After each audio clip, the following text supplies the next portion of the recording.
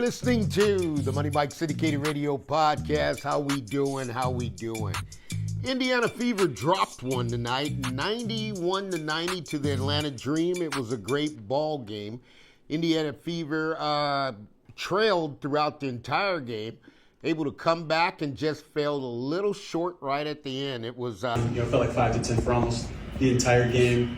What do you feel like you guys couldn't quite get over that hump until late with that push? I mean, it's really hard when you dig yourself a hole like that in this league. Like, it's tough. I thought we had a bad start to the game. I thought we had a bad start to the second half. It felt a little flat as a group out there on the floor. So, we can't put ourselves in those types of positions. I mean, I thought Atlanta played well. I thought they used their two bigs well. I thought we didn't really try to attack them in the half court. If they're going to play two bigs, we have to find ways to exploit that a little bit more. But you gotta give them credit, but I just felt like just some bad starts. I mean, like I said, second and fourth quarter, 13 and 15 points. First and third, 31 and 32. So that's telling you something right there. So go back and watch the film, and that's the great thing about this league is you have a day and you play again. So nothing to get too worked up about. A lot of positives, but also a lot of things we can really get better at. So got another shot at him at Thursday. You hit those 2 threes to make it a 4-point game and tried to get the crowd in it. Yeah. What did that energy mean to you guys, and why do you feel like it wasn't there in the first maybe half or first 3 quarters of this game? Yeah, it felt like the crowd was kind of just waiting for a moment to cheer and kind of go crazy. So I appreciate them. They really helped us there, especially in the fourth quarter, and helped us really get the lead there with a few seconds to go. So the crowd was incredible. But like I said, it was just flat. We missed free throws. We missed layups. We didn't really execute. They were physical. And I think that was kind of what... quite the finish, 91-90. The Fever basically had a will to win and just couldn't close it out. If you look at the numbers, of course, Caitlin put down some good numbers, obviously, shooting 9 for 20, 5 for 11 from 3, shooting really deep. 4 from 5 from the free throw line. Got 11 assists and carried it, 2 steals. And really, you look at it this year, just 3 turnovers, right? So, what do you think was just the difference in, I guess, the up and downness of the defense throughout the game? Obviously, 13 points in the second quarter and 15 in the fourth quarter, but then unevenness all around. I didn't think we were disruptive at all. I felt like we let them move the ball wherever they wanted to. We had a lot of breakdowns in our coverages. We weren't really helping one another out. We played like 5 individuals defensively at times instead of collectively as a unit. And good teams take advantage of that. Atlanta was really good at getting downhill. They knocked down some tough shots, but when you dig yourself a hole, it makes it really difficult to use all your energy to come back. Given that you did get in that hole, and in fact you were down by 9 with 4 minutes to go, it seemed like it was still right there to be taken. Yeah. And that must be encouraging in itself. It is. I mean, I told our team to start. I'm proud of our fight, the toughness that we showed, our ability to stay together. Our bench was really engaged in every timeout and in every huddle. We were all engaged, and yes, that's a moral victory, so to speak, I suppose. But at the same time, you got to be ready to go every game in this league. Teams are too good. It's a long season. We're going to continue to grow. We still got to figure out how to get all 5 players on the floor on the same page on both ends of the floor. We're pretty disjointed sometimes offensively, just as much as we are defensively. And anytime you give up 30-point quarters and put somebody to the line 32 times, it's going to make it really, really tough to win. Caitlin did good. You had a good game going there, and then you're going to get the co-pilot, right? Her and Boston, I'll tell you, there's a special connection there. And Boston really showed a two-way game tonight. Boston got on the court. Boston did her job on the offensive end. Boston did her job on the defensive end. Now, you had some struggle points, and it's going to happen. One thing I always tell you as the Indiana Fever, I can look at this team and tell you the team can trust its process. Even if they get behind, they can go down by 15. Trust the offense, trust the defense, trust the players that you have, because the Fever are able to battle back after being down all night long. Nothing went their way. You had 2 challenges. And you know, can the WNBA, can they throw the challenges up to New York? Because, I mean, we had 2 challenges by Stephanie White. I think she's successful. The major thing that happened after that, they took about 10 to 15 minutes to do the challenges. That's a super long time.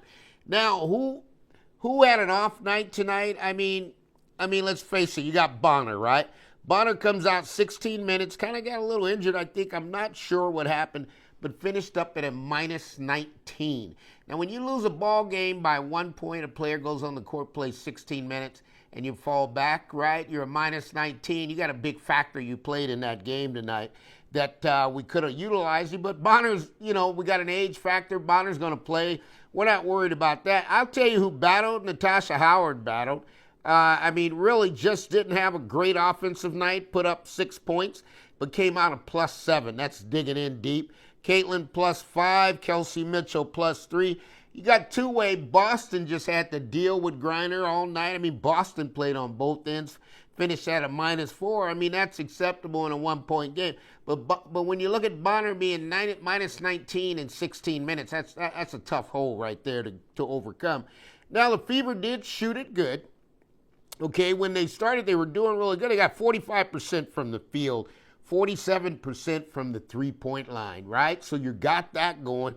But here's where they fell short. The Fever tonight, 16 of 26 from the foul line. That made it really tough. You go to the other side of the board, Brianna Jones was a +10. I mean, really just had a game, 19 points, battled in there, 13 rebounds.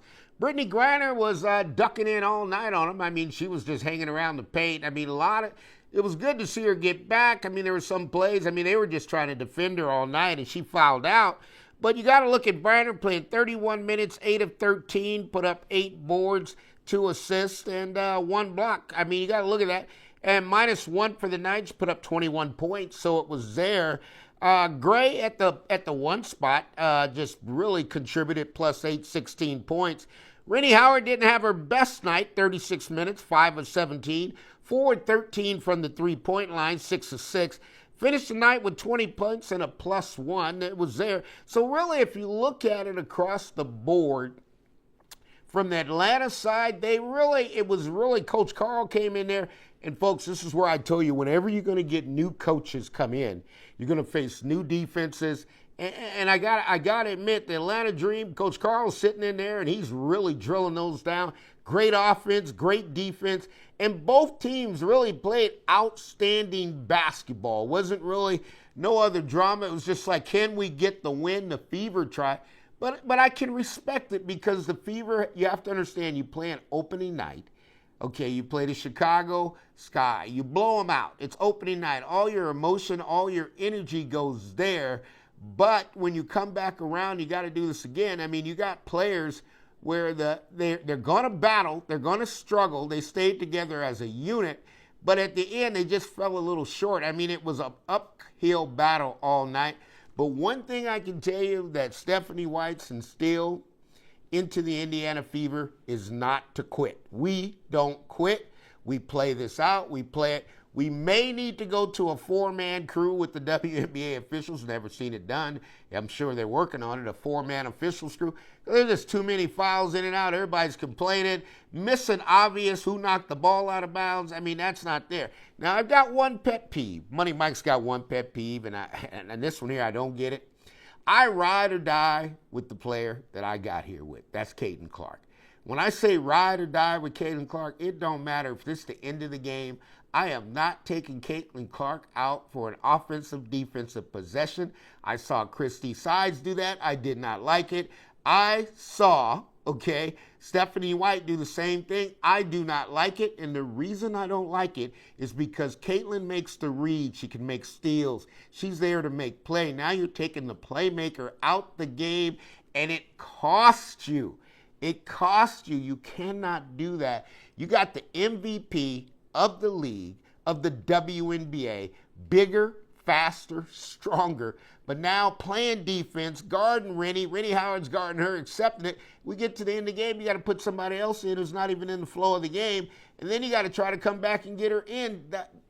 Go with what got you there. I don't know who came with the philosophy, but if you're down by 15 and Caitlin brings you back, why don't you let her finish the game? That's only rightful to do, and that's the way the Fever should do it. I think that this one here was a game, folks. It was good for Stephanie White. I saw a lot of what she's put in the players.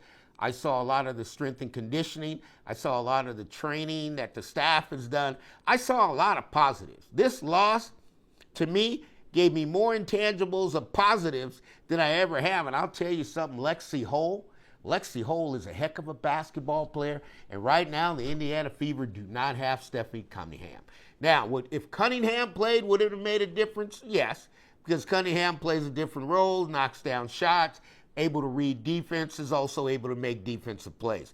But did Caitlin show her the maturation process of who she is, what she is, and how she plays? You better believe it. She's better than ever. I thought, you know what? I thought it'd be tough to match what she was doing her freshman year. I call it freshman, but it's really the rookie year. But if you look at Caitlin, you got 20 shots tonight, right? You got 5 from 11 from the three-point line. You got 4 or 6 coming out there in the free throw line. You get 5 rebounds coming on the defensive end. Then you get a total of 11 assists. You get 2 steals. 3 turnovers is special. You come out of +5, you drop 20 points. Now, you got the big 3 handled their business, right? You got Boston finished with 24. You got Mitchell finished with 24. And you got Clark finished with 27, right? And then you got Lexi Holes. I'll tell you something. She battled all night, and Lexi Hole gave you some great minutes for foul trouble. Paid 29 minutes. This is what I want to tell you about Lexi Hole and how special Lexi Hole is. Gravitate to this, folks. Lexi Hole played 26 minutes, is a +14. When you win by 1, that means Lexi Hole performance is 13 points ahead of the final score. That's a ball player. That player right there is really can get it going on the offensive end, knock down a 3, and man, you talk about a full-on two-way player. So now what do you got? You got Boston, the two-way player, playing both ends, offense and defense. You got Lexi Hole locking it down. You don't have Cunningham. You got Mitchell was getting going. Everything was in place. The Fever don't need to really change much. Just absorb and understand why you lost. Absorb and say on TV, for every TV game you got, you're going to get your best shot from the best team.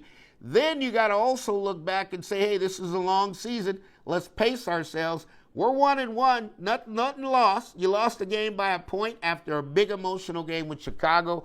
You're going to hear Stephanie White. I mean, there's some things that Caitlin is, everything that's happened. The only thing I can tell you, folks, is, you got to look at it. You had Bubba Watson in there tonight, right? You got the Masters champs that gave Caitlin a golf club. I mean, so you had some things that were there. I even saw Stephanie White go out there and really do a full court press. I hadn't seen that in pro basketball in a lot. But, she's got the zone working. She's got man-to-man principles. Folks, this team is built to grow, get better. You will have interchanging pieces. There's no doubt about that. And Boston and the slip screens, right? I like those slips that are coming in. So there's nothing but positive coming with the Indiana Fever. We got to woo-saw this loss. This one's tough. I saw Caitlin. I'm a woo-saw that you take her out at the end of the game. I'm not a fan of that. But the Indiana Fever will be back. The Atlanta Dream show, they're here. Coach Carl, new coach, got them playing good basketball. This is going to be tough enough, but I think the Fever will get back on track. Back-to-back home games, I think they're still going to go out there and win 5 or 6 in a row. And they got the New York Liberty coming, so it's going to be a good test early. So we'll see where it ends up. This is the Money Mike Syndicated Radio Podcast. All things are possible to those who believe. We want to thank you for tuning in, and we can't wait to bring you the next one.